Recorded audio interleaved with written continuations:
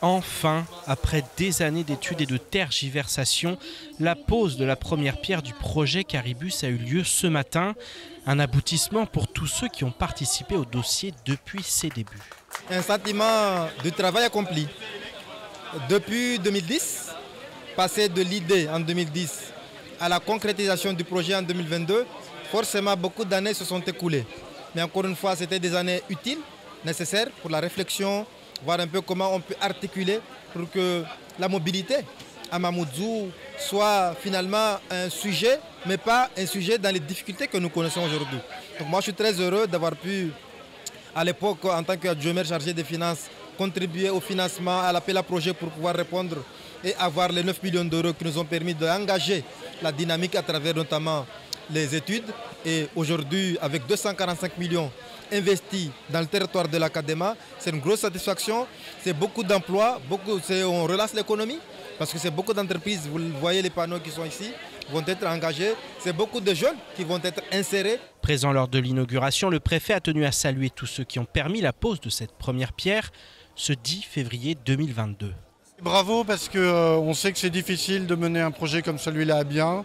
J'ai accompagné avec d'autres le président de la CADEMA pour qu'on arrive à ce jour.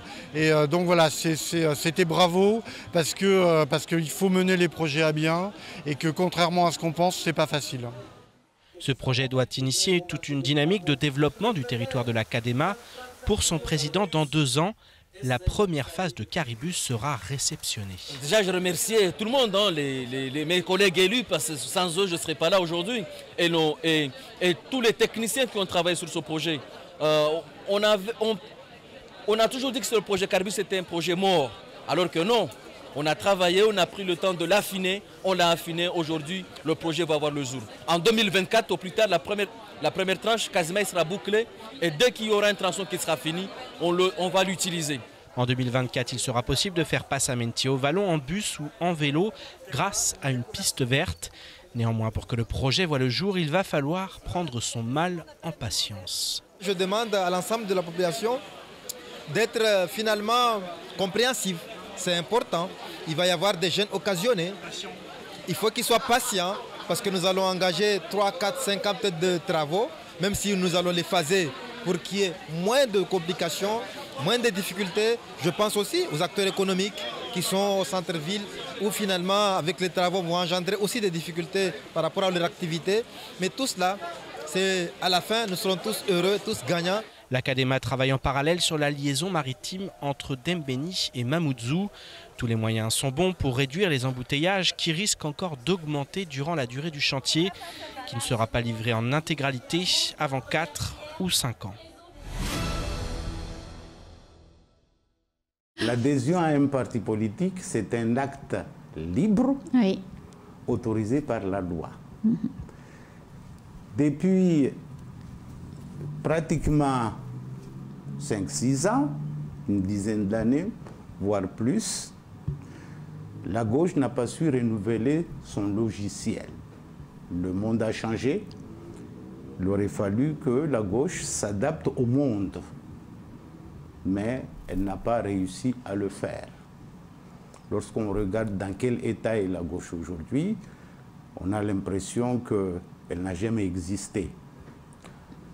C'est vrai, alors que elle n'a jamais existé. Parce que c'est la conséquence d'un parti qui n'a pas su se renouveler, qui n'a pas su s'adapter par rapport aux évolutions du monde, aux évolutions de la France, aux évolutions de la vie en France. Hier, l'Institut d'émission des départements d'outre-mer évoquait la problématique du surendettement à Mayotte. Mais au fait, l'IEDOM, c'est quoi? L'IEDOM, c'est la banque centrale déléguée pour les départements d'outre-mer. L'Institut d'émission des départements d'outre-mer, l'émission, c'est l'émission de la monnaie fiduciaire. Parmi nos missions, donc 2 banques centrales, c'est bien évidemment la mise en circulation des pièces et des billets.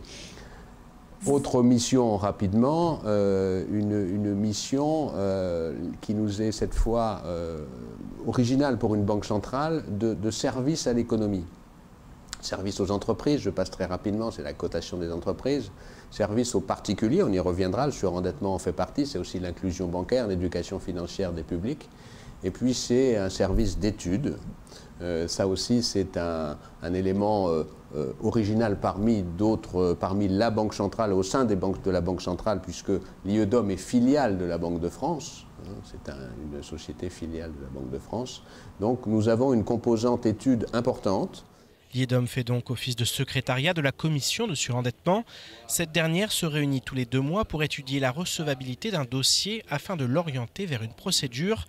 D'autant qu'à Mayotte, les profils des personnes surendettées évoluent. La typologie des déposants évolue.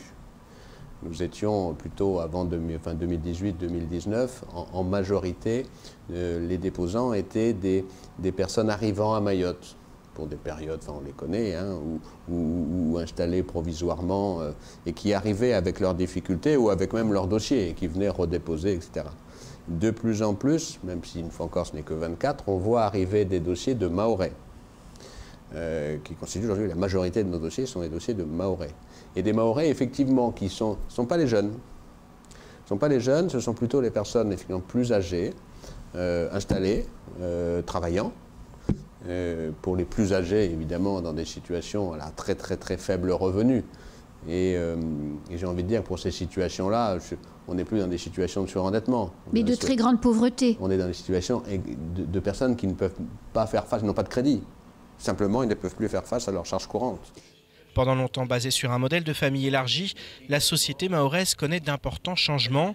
Aujourd'hui, une certaine forme d'individualisme apparaît, même si l'entraide est encore loin d'être morte. On peut penser, en effet, qu'on est dans une phase non pas de rattrapage, mais en tout cas, on se dirige vers un modèle qui va peut-être, dans notre société mahoraise, ressembler un peu plus à ce que l'on connaît en métropole. On le disait tout à l'heure, c'est pas nécessairement très heureux sur un certain nombre de sujets, ça l'est pour d'autres. Et on le voit bien, oui. C'est aussi, alors je reviens à ce que vous disiez, dans la société mahoraise, c'est aussi un des éléments d'explication du peu de dossiers, du 24 dossiers seulement. Hein. Oui. On est encore dans le modèle mahorais. Et je pense qu'avant de venir s'ouvrir à des organismes publics, à une démarche administrative, à une procédure de surendettement, on a déjà tout fait avant. On a déjà effectivement approché son cercle amical, son cercle familial. Et puis on a aussi cette volonté et fierté.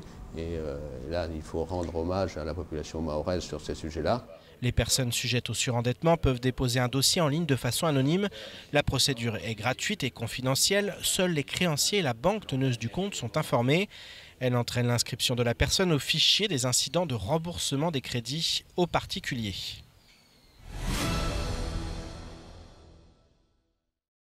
Le président du conseil départemental a décidé de répondre au ministre des Outre-mer.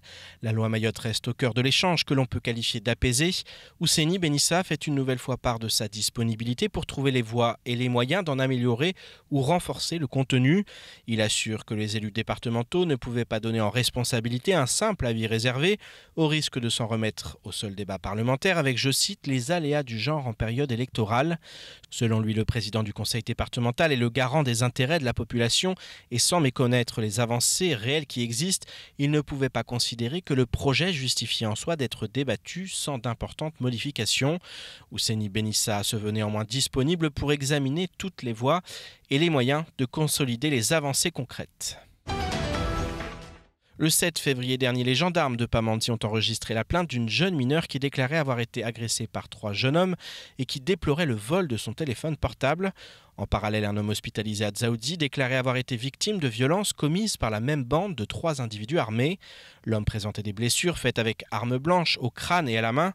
Le principal auteur des faits a rapidement été interpellé par les gendarmes. Jeune majeur, il a été jugé le 9 février par le tribunal correctionnel. Récidiviste, il a été déclaré coupable de l'ensemble des faits qui lui sont reprochés, soit les violences aggravées à l'encontre du jeune homme et de la jeune fille, ainsi que le vol du téléphone commis en réunion. Le tribunal l'a condamné à une peine de 5 ans d'emprisonnement et a décerné un mandat de dépôt. Il est actuellement incarcéré. À compter de ce jour, nous ne subirons plus qu'une seule coupure d'eau chaque semaine. Les pluies ont en effet permis de réapprovisionner les rivières et les nappes. Les forages permettent donc d'être en phase haute de la courbe de production. Par ailleurs, la mise en service de 3 nouveaux ouvrages à Mirereni, Kaweni et Beja est en cours. Les autorités ont donc pris rendez-vous d'ici 2 semaines pour refaire un point et envisager la suppression de la coupure hebdomadaire restante. Cette réunion permettra de suivre l'impact de la suppression d'une des 2 coupures sur l'équilibre de l'exploitation. Elle aura aussi pour objet d'évaluer la contribution des 3 nouveaux ouvrages en termes de potabilisation sur les ressources. Si les constats correspondent aux prévisions, les tours d'eau seront suspendus. Néanmoins, ils reviendront dès que les équilibres entre consommation et production ne seront plus favorables.